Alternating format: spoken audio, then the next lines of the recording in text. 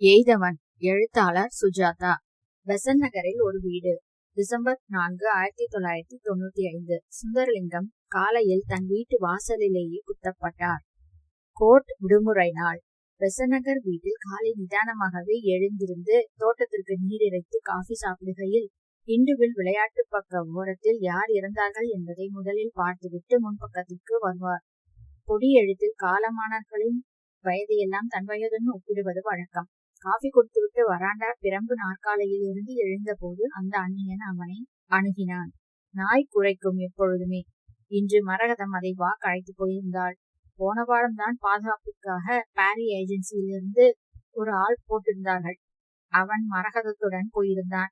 கவனக்குறைவான வேலை. வலுவான இரும்பு கதவு தாளிடாமல் இருந்தது. தள்ளி திறந்து வந்தான் அவன். குறுகிய சமயத்தில் அவன் நடுத்தர வயது, சதுர முகம், மாநிலம், காலர் இல்லாத சட்டை, அதனுள் தெரிந்த சங்கிலி, மீசை, ஏன் அடர்த்தியான காதோர முடியை கூட கவனித்தார் சுந்தரலிங்கம். ஒரு விதத்தில் அவனை உள்மனதில் எதிர்பார்த்திருந்தாரோ என்னவோ. யாருப்பா? சார பார்க்கணும். என்ன விஷயமா? கேஸ் விஷயமா? அதுக்கெல்லாம் தம்புச்செட்டி தெருவில் ஆபீஸ் இருக்கு, அங்க வாப்பா என்று சொல்லி முடிப்பதற்குள் அவன் ஒளித்து வைத்திருந்த 2 ஆயுதங்களை முதுகு பக்கத்திலிருந்து எடுப்பதை பார்த்தார். வாசலில் ஆட்டோ ரிக்ஷா என்ஜின் அணைக்காமல் ஓடிக்கொண்டிருந்தது. ஆபத்து என்று அவருக்கு அட்ரினலின் பாய்வதற்குள் அவன் நேராக மார்பை குறிவைத்து குத்தினான்.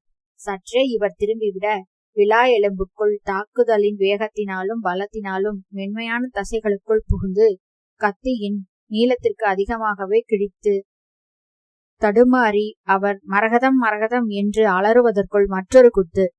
இம்முறை கழுத்தில். மற்றொரு ஆயுதத்தால் மண்டை மேல் பக்கவாட்டில் பாய்ந்து நெற்றிக்கு அருகில் பட்டு வலது கண்ணை சேதப்படுத்தி தாடைக்குள் பாய்ந்து வராந்தாவில் அலங்காரத்திற்கு வைத்திருந்த டெரகோட்டா குதிரை மேல் ரத்தம் தெரித்தது. இரத்த சேதத்தில் நிலை விழப்பதற்கு முன்பு அவன் முகத்தின் தழும்பையும் வியர்வை நாற்றத்தையும் மூச்சில் சாராய நடியையும் உணர்ந்தார் சுந்தரலிங்கம். அக்கம் பக்கத்தினர் குரல் கேட்டு ஓடி வருவதற்குள் அவன் ஆட்டோ ரிக்ஷா ஏறி வேகமாக சென்று விட்டான். தெருமுனையில் மற்றொரு ஆட்டோ காத்திருந்தது. இந்த ஆட்டோ அவனை உதிர்த்து விட்டு கூட்டத்தில் கரைந்து விட்டது.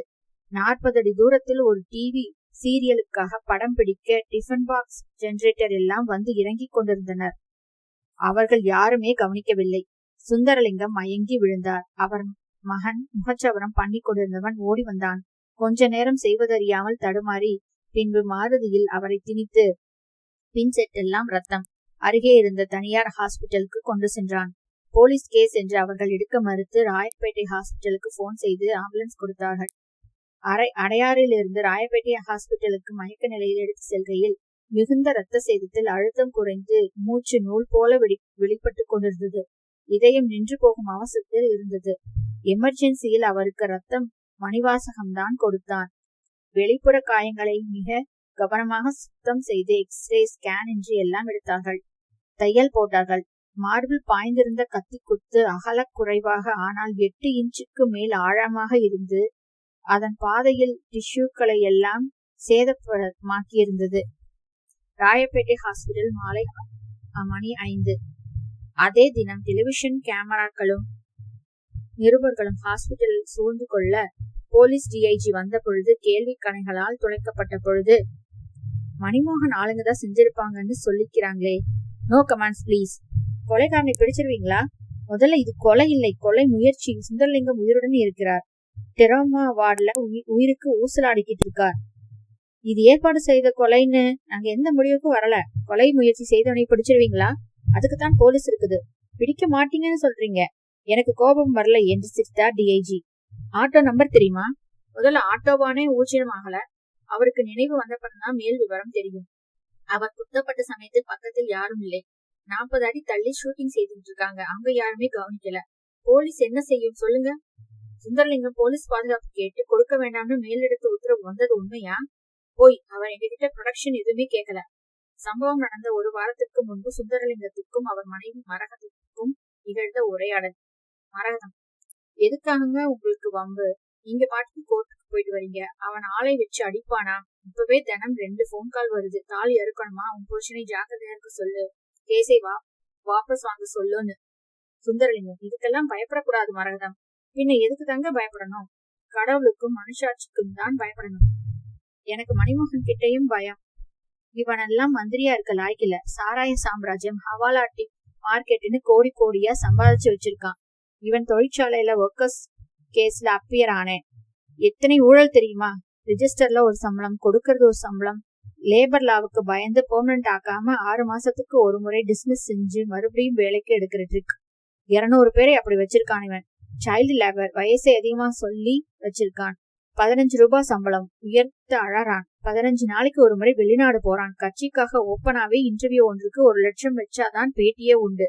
தினம் 20 பேர்கிட்ட வாங்குறான். இப்படி அவங்க எல்லாருமே இப்படித்தான் இருக்காங்க. இந்த உலகத்தையே நீங்க திருத்துவீங்களா? இல்ல மணிமோகன் ஒரு டெஸ்ட் கேஸ். நான் எடுக்கிறதெல்லாம் டெஸ்ட் கேஸ் தான். பப்ளிக் இன்ட்ரெஸ்ட், கான்ஸ்டிடியூஷனல் லா, கன்சியூமர் மேட்டர் இப்படித்தான் எடுப்பேன். மணிமோகன் மாதிரி ஆளுகளை எல்லாம் கேள்வி கேட்காம சுற்றுவாங்க. சைனா போல அங்கேயும் கரப்ஷன் இருக்குன்னு கல்கண்ட்ல படிச்சேனே. கரப்ஷன் எல்லா இடத்துலயும் தான் இருக்கு. ஏன் அமெரிக்காவுல இல்லையா? ஆனா அதை எதிர்த்து போராடுறவங்களும் எல்லா இடத்துலயும் என்னை மாதிரி நிறைய பேர் இருப்பாங்க. இங்க நான் ஒருத்தன் தான். சுந்தரலிங்கம் அமைச்சர் மணிமோகன் மேல் பப்ளிக் இன்ட்ரெஸ்ட் கேஸ் போட்டு அவர் வீட்டை சோதனை போடும்படியாக வைத்து என்போர்ஸ்மெண்ட் ஆசாமிகள் தகுந்த சாட்சியங்களுடன் மிகப்பெரிய ஹவாலா மோசடி ஒன்றை தோண்டி எடுத்திருந்தார்கள். மந்திரி மேல் வழக்கு போட அரசிடம் அனுமதி பெற்று அவர் கைதாகி அவருக்கு இதய நோவு என்று GH ஸ்பெஷல் வார்டில் ஏசி அறையில் செல்லுலார் போனுடன் சிறை வைக்கப்பட்டிருக்கிறார். அடிக்கடி கட்சி பிரமுகர்கள் வந்து போன வண்ணமாக இருக்கிறார்கள். CM கூட வந்து பார்க்க போவதாக பேச்சு. ராயப்பேட்டை ஹாஸ்பிட்டலில் சுந்தரலிங்கத்துக்கு பலத்த பாதுகாப்பு அளிக்கப்பட்டுள்ளது. நடுநிலை பத்திரிகைகள் சுந்தரலிங்கத்தின் மேல் மற்றொரு முயற்சி நடக்கும், ஹாஸ்பிட்டலை விட்டு உயிருடன் வெளிவிட மாட்டார்கள் என்று எச்சரித்திருப்பதால் பலத்த போலீஸ் காவல் வைக்கப்பட்டிருக்கிறது. இருந்தும் போலீஸ் இதை கை கழுவுவதில் தீவிரமாகவே இருக்கிறது. அவருக்கு நினைவு திரும்ப பல பேர் காத்திருக்கிறார்கள். கடவுள் விதிச்சிருந்தா போயிடுறேன். மணிமோகன் கோபமும் குற்றமும் உள்ள ஆசாமி என்பது தெரிந்ததே. அவருடன் மோதாதே என்று பலர் சுந்தரலிங்கத்திடம் சொல்லி பார்த்திருக்கிறார்கள். சுந்தரலிங்கம் அப்படி போகணும்னு கடவுள் விதிச்சிருந்தா போயிடுறேன் என்றாராம். மணிமோகனின் பெயில் அப்ளிகேஷனுக்கு எதிராக மேல் வழக்கு போட்டிருக்கிறார். வழக்கையே ஒரிசாவிற்கு மாற்ற வேண்டும் என்று மனு போட்டிருக்கிறார். தமிழ்நாட்டின் பலாத்கார சூழ்நிலையில் நியாயம் கிடைக்காது என்று கோரியிருக்கிறார். CBI இந்த கேஸை எடுத்துக்கொள்ளவிருக்கிறது என சொல்கிறார்கள். மணிமோகனை இப்பொழுது நிருபர்கள் பேட்டி எடுத்துக் கொண்டிருக்கிறார்கள். நெஞ்சு வலியா உங்களுக்கு என்றார் ஒரு நிருபர். அதற்கு மணிமோகன், கார்டியாலஜிஸ்ட கேளு, எம் மேல இது பொய் வழக்கு, மத்திய மாநில பிரச்சனை. முதல்ல யார் கொலை செய்ய முயற்சி பண்ணினானோ அவனை பிடிக்கட்டும், பிடிச்சு விசாரிச்சதுக்கு அப்புறம் உண்மை வெளிவரும். நிருபர், அப்போ பிடிபட மாட்டேங்கிறாங்களா? மணி, என்ன கேட்டா எனக்கும் இந்த சம்பவத்துக்கு என்னையா சம்பந்தம்? ராயப்பேட்டை ஹாஸ்பிட்டல் டாக்டர் ராம்குமார் தன் டீனுடன் பேசிய பேச்சு. டீன், என்ன ராம் இப்படி இருக்காரு? எப்படி இருக்காரு அந்த புரட்சி வக்கீலு? ராம்குமார், சுந்தரலிங்கம் கல்ல அடிபட்டு கனெக்ஷன் உள்ள கொஞ்சம் ரத்தம் கசிஞ்சு கட்டி தட்டி போயிருக்கு. ஸ்கேன்ல தெரியுது பாருங்க, காயங்கள்லாம் நல்லாவே ஆறிட்டு வருது. சூச்சர் போட்டது நல்ல வேலை, டயபெட்டிக் இல்ல. டீன், தெரியுது, மூளையில கட்டி கரையறதுக்கும் மருந்து கொடுத்துருங்க. ரொம்ப பேஜார் கேசுங்க. பத்திரிகைக்காரனுவ, போலீஸ்காரனுங்க, GTVல இருந்து ஒரு பொம்பளை உயிரை எடுக்கிறா, பேட்டி கொடு, விவரம் எப்ப வரும்னு. ராம்குமார், சுயநினைவு வந்து யார் தாக்கினார்கள் என்கிற விவரம் வெளிப்பட 1 வாரமாவது ஆகும் சார். அப்ப பொழைச்சிருவார்ல? பழைச்சிருவாரு, ஆனா ஒரு கண்ணு போயிருச்சு, கிளாஸ் ஐ தான் பொருத்தணும். முகத்துக்கு குறுக்கே தழும்பு, ஆனாலும் ரொம்ப அதிர்ஷ்டக்காரர். கத்தி குத்து இதயத்தை 1/2 இன்ச்ல தவற விட்டுருக்கு. சட்டசபை எதிர்கட்சி தலைவர் திரு SRP அவர்கள் பிரஸ் கான்பரன்ஸில், சுந்தரலிங்கத்தை குத்தியவர் யார் என்று அரசிற்கும் போலீசிற்கும் நன்றாகவே தெரியும். இருந்தும் சம்பவம் நடந்து ஏறத்தாழ 1 மாதம் ஆகிறது. இன்னும் யாரும் கைது செய்யப்படவில்லை. சந்தேகத்தின் பேரில் 2 ரவுடிகளை கைது செய்து போலீஸ் கஸ்டடியில் வைத்திருக்கிறார்கள். இதை யார் கண்ணில் மண்ணத்தூவம் என்பது தெரியவில்லை என்கிறார். இன்று சுந்தரலிங்கம் வீடு திரும்புகிறார். பலத்த போலீஸ் பாதுகாப்பு என்று தினத்தந்தி செய்தித்தாளில் செய்தி வெளியாகுகிறது. 22/1/96 பெசன்ட் அவென்யூ சுந்தரலிங்கத்தின் வீட்டில் டிஸ்சார்ஜ் ஆகி காரில் இருந்து இறங்கியவரை கண்ணீருடன் வரவேற்றாள் மரகதம். உயிர் பிழைச்சு வந்தீங்களே, அஷ்டலட்சுமி கோயிலுக்கு ஒரு முறை போயிட்டு வந்துருவோம். இல்ல மரகதம், இப்ப டயர்டா இருக்கு, DIG வேற வரேன்னு இருக்காரு. உங்க கண்ணு என்று அழுதாள். சுந்தரலிங்கம், ஒரு கண்ணு போனதுதான், எதையோ கோழிக்குண்டை வச்சு பொருத்திருக்காங்க. ஊசி நூல் கோக்க சிரமமா இருக்கும்னாங்க. படிக்கிறதுல அதிகம் ஸ்ட்ரெயின் வேண்டாம்னு சொன்னாங்க. அதுவும் இடது கண்ணு. அழுவாத நீ. நீ சொன்னதுக்கு அப்புறம் உயிரோட திரும்பினதே பெருசு. காயம் மாறிடுச்சு, தழும்பு போயிடும். இந்த தழும்பு ஆனா இன்னொரு தழும்பு போகவே போகாது.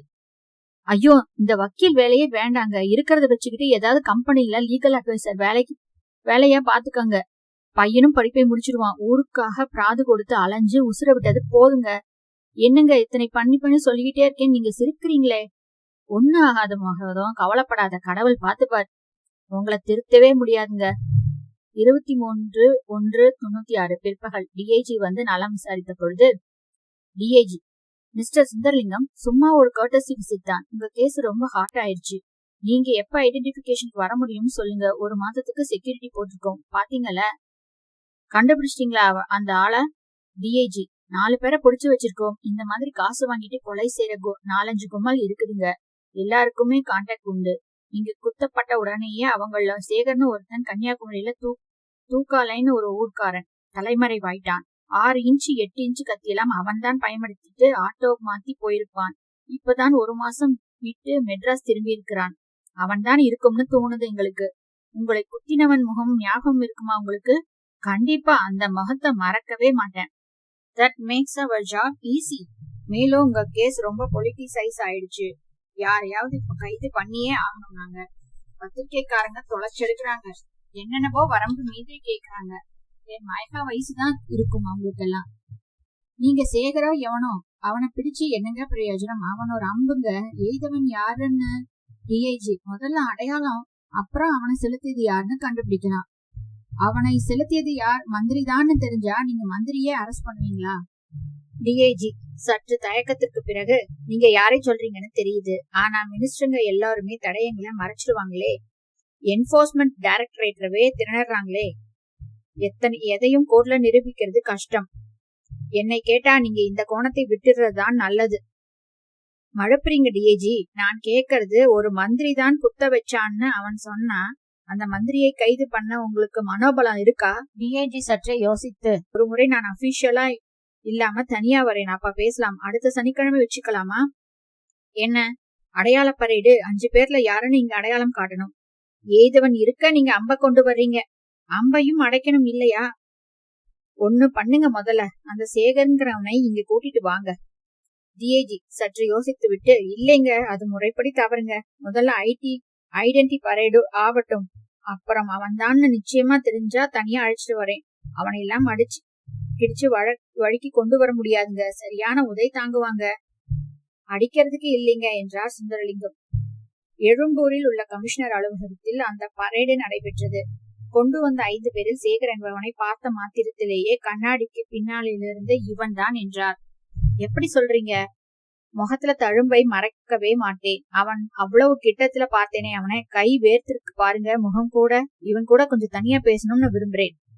ஏற்பாடு பண்றீங்க.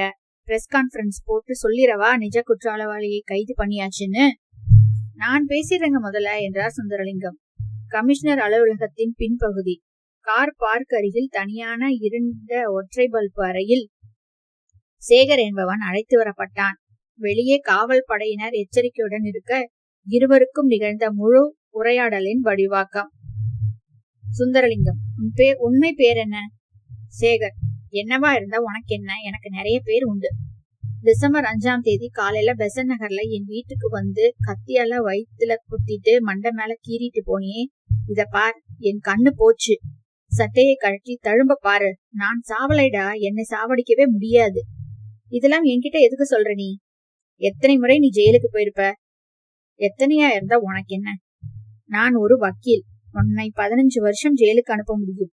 உன்னை பார்த்தது நான் ஒருத்தன்தான். நீதான அடையாளம் காட்டிட்டா நீ காலி. உள்ள போனா வெளியே நீ வரவே முடியாது. சொல்லு, உன்னை அனுப்பிச்சது மணிமோகன் ஆளுங்க தானே? எனக்கு எதுவும் தெரியாது. என்னை அடிச்சு உதச்சு எந்த விவரமும் கிடைக்காது. நல்லா திம்பேன். என்ன செஞ்சா உனக்கு விவரம், உங்ககிட்ட இருந்து விவரம் கிடைக்கும்? பாரு, எனக்கும் மந்திரியும் தெரியாது, முந்திரியும் தெரியாது. காதர் பாட்சான்னு ஒரு பார்ட்டி வருவான். இந்த மாதிரி ஒரு பார்ட்டி இருக்குது, இந்த விலாசத்துல பார்ட்டி இருக்குதுன்னு காட்டி விடுவான். 3 நாள் பார்த்து வச்சுட்டு தீத்துருன்னு சொல்லி கையில காசு மேல குத்து, அவ்வளவுதான். ஆள விடு. என்னை தீக்க சொன்னாங்களா, காயப்படுத்த சொன்னாங்களா?